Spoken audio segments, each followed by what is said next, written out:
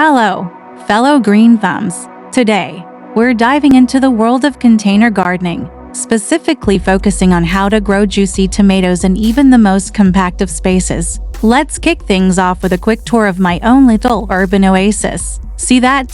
3 potted tomato plants on my small patio. It's a testament to what you can achieve with a bit of creativity and some expert tips. Now, onto part 1, choosing the right container. Size matters. You can't stuff a tomato plant into a tiny pot and expect it to thrive. Consider factors like drainage and depth too.